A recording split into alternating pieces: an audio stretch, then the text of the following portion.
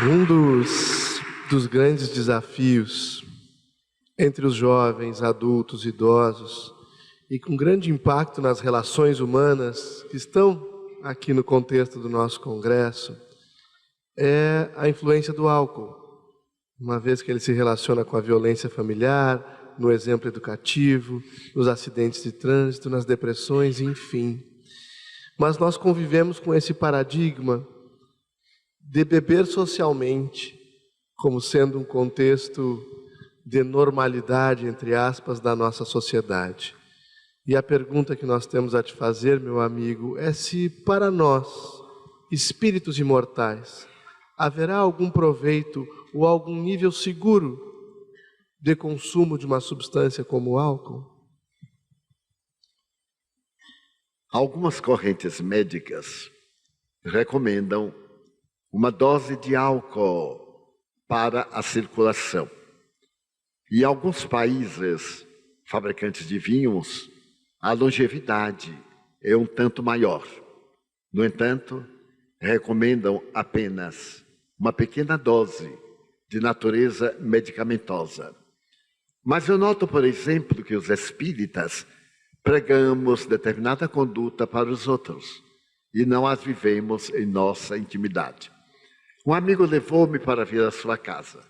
Estava construindo um palacete e me levou à sua adega e ao bar que estava colocando no refeitório. Então eu lhe perguntei se ele usava o álcool, se ele gostava de tomar o álcool. Ele disse, não, nós aqui somos abstêmios. E eu perguntei, para que o bar? Para que a adega? Para os nossos amigos? Para aqueles que nos visitam? Eu digo, me parece um discurso falso.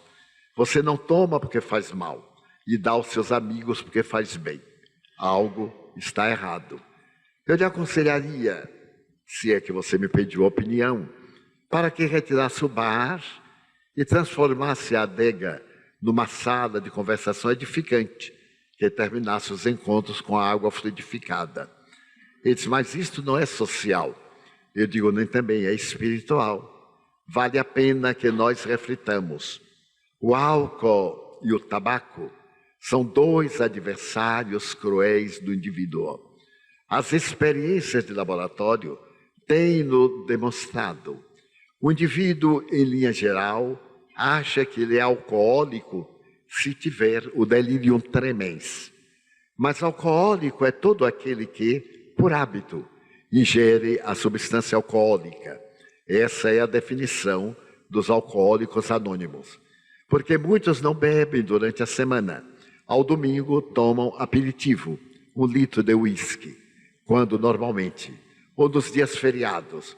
E nós verificamos que se o álcool era comum ao tempo de Jesus, principalmente a fermentação da uva, de que Jesus dá a demonstração no belo trabalho do matrimônio inicial, aquele matrimônio que ficou célebre, quando Maria diz, faltou vinho, e isto é um augúrio negativo.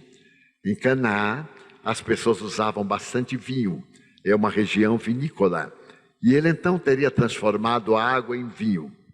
E eu fico a meditar, será que transformou a água em vinho, ou deu-lhe um sabor a vinho? Porque muitas vezes na água fluidificada, nós mudamos o sabor. Os espíritos mudam-lhe, por ser uma substância simples, apesar do H2O, para que absorva energias fluídicas, éter, substâncias medicamentosas, de forma essência terapia, aparecem nos nossos cultos evangélicos, desde que neles hajam um médium de ectoplasmia. Então vale a pena que nós disciplinemos este hábito assassino, porque é uma forma de tirarmos de 5 a 10 anos da nossa existência. E através do nosso hábito, nossos filhos não sejam levados também a usar, a princípio ocultamente, depois publicamente. Nós vemos nas escolas o bullying, quando se entra na universidade, a perversidade, essa herança maldita do pós-vestibular, quando se embriagam os jovens levando-os ao suicídio, ao homicídio, porque de tal forma ficam embriagados que chegam a ter convulsões e morrerem. Que nós procuremos medir os nossos atos e que esses chamados hábitos ou vícios sociais sejam lentamente riscados do mapa das nossas necessidades, porque o número de crimes, de ocorrências dantescas em estado do pré-coma alcoólico é tão grande que é muito maior do que no Brasil o número daqueles que morreram na Colômbia nesses 53 anos de guerra civil.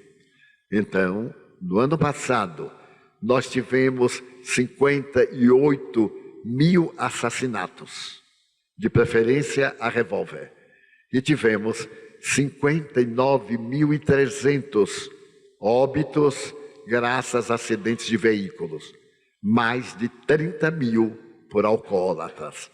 Então, é uma guerra de assassinos no volante. O volante é a sua arma. E se nós não mudarmos de situação, a tendência é crescer muito mais, o que certamente aconteceu neste ano. Procuremos dessa forma evitar em casa a substância alcoólica e falemos com naturalidade aos nossos filhos. Nós, que tivemos mais de 200 crianças de uma vez em nosso sistema de casalares, quando eles falavam da necessidade do álcool, eu lhes dizia, vocês podem usar, é o livre-arbítrio, sabendo que estão suicidando-se.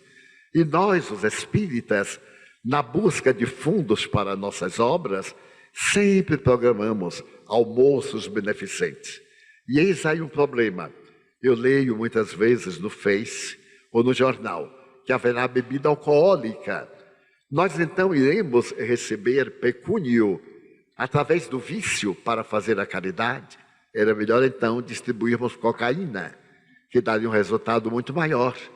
Os meios não justificam os fins, e eles devem ser lícitos, para que os resultados sejam também ético-morais. Desculpem a forma que estamos apresentando o tema, mas há temas que necessitam de ser enfrentados, para que nossos filhos não se habituem em casa, ou nos grupos, ou antes do vestibular, ou no primeiro namoro, que é a fórmula que os leva ao alcoolismo, para depois nós termos resultados terríveis. Homicídios, extravagâncias e desastres culturais.